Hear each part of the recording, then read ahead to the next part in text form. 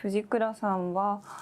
札幌を拠点に今写真家として活動されておりますけれども、その写真に興味を持ったというか写真を始められたきっかけというのはルーツを遡るとどういった感じになるんですかね。私の父親が、プロカメラマンをしていまして、それでなんとなく憧れがありました。で小学校2年生の時に小学校の2年生にしては随分立派なカメラを貸してもらってですね、鉄道写真とかを撮っていました。意外はい。じゃあもうその頃からなんていうかプロが使うようなカメラを手に取っても扱うということをされてたんですね。そうですね。はい。すごい重かったです。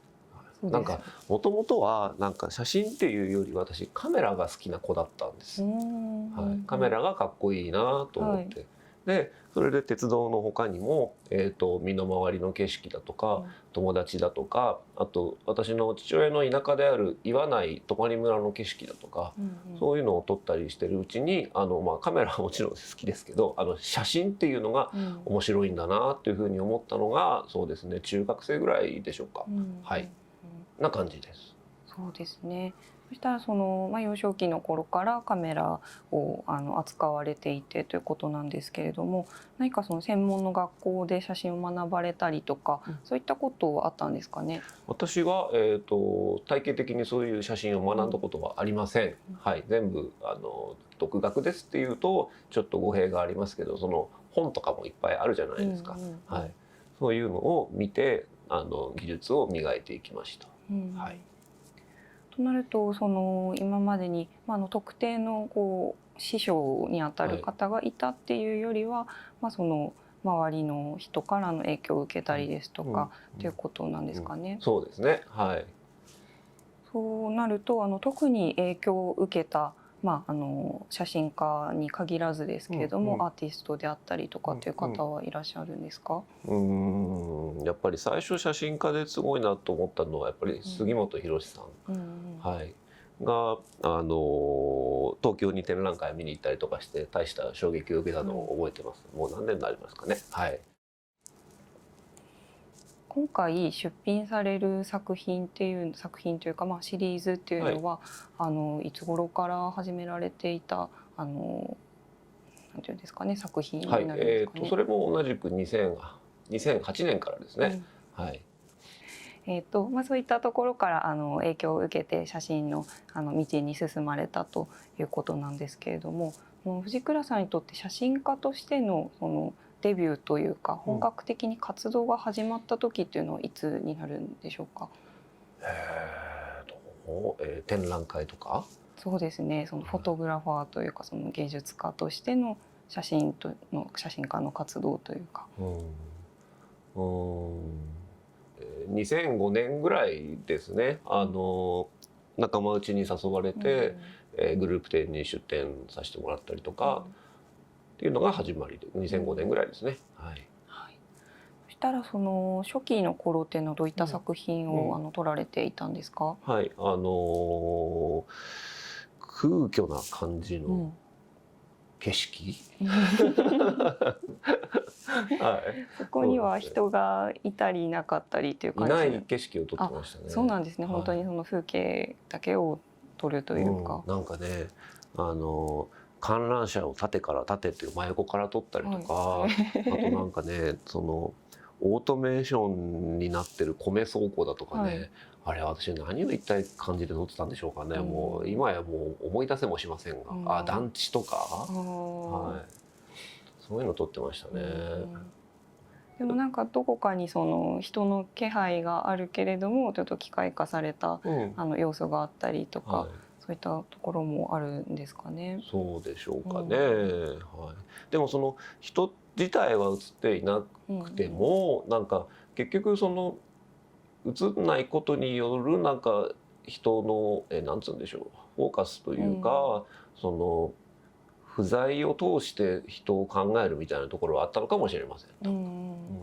なるほど。確かにその不在であるがゆえに人の存在を逆に感じるっていう、そういった風景であったりとか、そうですね、そういった作品っていうのは確かにあるかなというふうに思いますね。これが、このエスクワイアのデジタル写真賞っていうのをもらったのが、2004年、なので、まあ、2004年から2005年ぐらい。なんかこの頃からもう作品の正面性というか、本当にこのフラットな視点から撮るっていうところがもう現れてるんだなっていうのはありますね。なるほど、そう、私この頃からアンドレアス・グルスキーが大好きで、そのまねっこから入ってるんですよ。はい。あ、そうなんですね。グルスキーからも影響を受けていたということですね。で、今そのエスクワイアのデジタル写真賞というふうに、おっしゃってましたけど、その写真家としての作品っていうのはほとんど全てその技法としてはデジタル、フィルム写真ではなくてっていうことになるんですかね。ずっと私モノクロフィルムでの写真をずっと撮っていました。小学生の頃からずっと。で本当はカラーをやってみたかったんですけど、その当時の今ではそのカラー暗室の機材はありますけど、当時はちょっと敷居が高くて、できなかったんですよね。でそういう中でだんだんそのデジタルカメラが一般化してきて、私もこの頃は、カメラマンとしての仕事も始めてましたから、そろそろデジタルカメラも買わなきゃななんて思っていた頃でした。で実際手に入れてみるとすごく自由に写真を作ることができて、それから私の作品のカラー化が始まっていきます。でこういった初期の、制作から変遷を遂げて今回出品されるような、関係線というシリーズの作品ですかね、にこう移行していくと思うんですけれども、この関係線のシリーズの初期の作品から現在に至るまでどういうふうにその、表現の技法であったりとか、その構図であったりとかというところは変化していったんですかね。そうですね。まず最初に大きな変化があったのは、その関係線という私が名付けた関係線という線を具体的にプリントに貼り出したというのがまずすごく大きな変化だと思います。それまでは私的にはその線がいわば見えているようなものとしてその写真を撮影して作品を作っていたんですけど、どうにも分かりが悪いとなかなか分かっていただけないということで、逆ギレしてもうテープで貼っちゃうぞっていうのが最初のスタートです。はい。なるほど、その自分にはこう見えてるんだからなっていうのをやってしまうっていうところですね。やってしまえと。で、思いつきでやってしまったら、あらこれなかなか綺麗なんじゃないと思い、でそのまま調子に乗って過去作全部にテープを貼る作戦というのを敢行し、今に至っています。なるほど。その今作品にこう結んでいる線っていうのは、ポリエステルテープですかね。はい、デザインまだそのデザインがコンピューター化される前に、手作業で半下を作っていた時代に使われていた、デザイン用のテープです。とても細い幅で私は 0.5 ミリのものを使ってますけど、いろいろ種類もある、なんとも面白いテープです。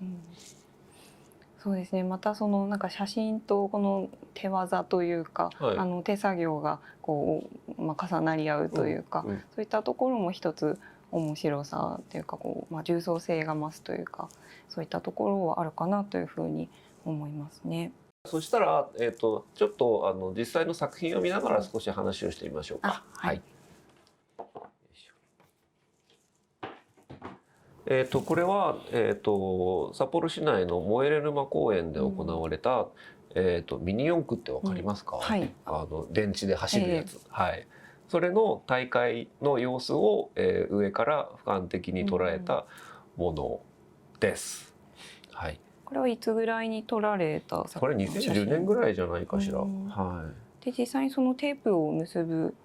制作っていうのは、もう少し時を隔てているんですか？はい、そうですね。はい。はい、これは海水浴ですね。なんかこの群衆を撮るというのがやっぱりこのシリーズの特徴ですけど、なんかこういかにこう俯瞰的に捉えるか、その実際のその高さではなくてね、はい、っていうのをこうすごく考えて撮影したものの一つですね。これはカメラを持って海の入って、で海側から、浜辺側を撮ると。はい。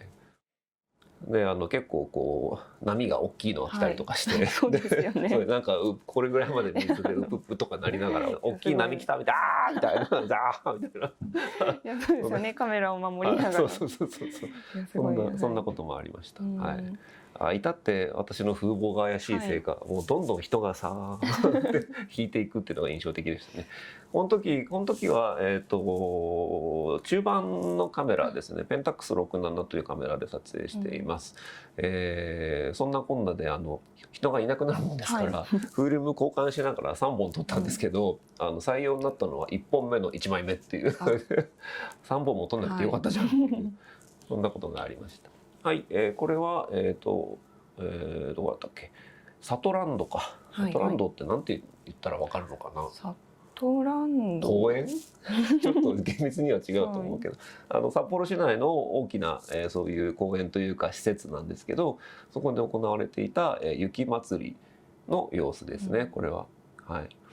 こうやっていろんな人を見てるとですね、ちゃんと注目すべきところに注目してる人もいるんですけど、絶対なんか変なとこ見てる人っているんですよ。それがすごく面白くて、これをシリーズをこう進めていく中ですごく夢中になりました。藤倉さんがこの結んでいる線というのは基本的にこの人の視線をこう辿っていくようなものなんですかね。はい、これなんですけど、これは、車椅子マラソンのスタートシーンですけど、まあ皆さんやっぱりこの選手たちをこう見ているんですけど、この人がね明らかにこっち見てるんですよ。本当だ。このスタートの重要なシーンだというのに、そしてこの人もやっぱりこっち見てるんですよ。で、そういうなんかその群衆の面白さというか、その一つの集合なんだけども、その集合一つのようではあるけどでも全然違うみたいな。はい。確かにそうですね。なんかその視線のこう先を辿っていくだけで何かこう物語が生まれるというか、何かそこにドラマがあるかのような、感じがしてしまうというのはあるかな。なんかそういう物語を想像したりするのが楽しいですよね。実際この私がこうテープで視線や思いみたいなものをテープにしてるわけですけども、別に聞き取り調査したわけではないので、多分に想像の域が大体顔の向きなどで察してやってますけど、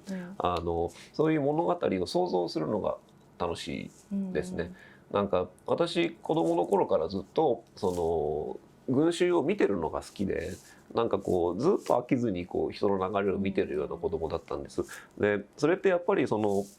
勝手に想像する、この人ってどこ行くのかなとか、なんか何してる人なのかなとか、なんかそういうのが意外とまだここにも残っているのかもしれませんね。なんか群衆っていう言葉自体も、そのちょっと意味合いが変わっちゃいましたよね。そのコロナを通してというか。そうですね。私たちは多分もこんなに恐れる対象ではなかったというか、というのは明らかにあると思いますね。これは日本ハムファイターズの優勝パレード in 札幌ですねの写真ですね。すごい人いますよね。本当になんかよく視線をつないでいけたなっていうのが。いやもう私の妄想力です。はい。この基本的には今までの作品って、その赤と白のラインが基調になってますけど、またこちらの作品だと緑色のラインが入ったりしていて、それってなんかその意味があるんですかって。意味があるのか、その造形上のというかその色彩の感覚でこう配分されているのか。なんか一時期はその人の感情を勝手に分析して、勝手に色分けとかしたんですけど、なんかそれもやっぱりなんだろう、いろんな作り方が変わっていくっていうか、その中でこれは割と造形というか、その色的な感じで分けてたやつですね。はい。その後割と赤と白にも止まっていくんですけど、はい。なんかこう水引きみたいで綺麗かなと思ったりとか、なんかそうですね。確かにこのラインとしての美しさっていうのと、写真としてのインパクトであったりとか、そういったものがこう掛け合わされたシリーズかなと思いますね。はい、藤倉さんにとってどういった写真が撮れるといい写真が撮れたっていうふうに思われることが多いですか？このシリーズに関して言うと、やっぱりこうなんでしょう、このシリーズは、フィルムの大判カメラと中判カメラを使って撮っているんですが、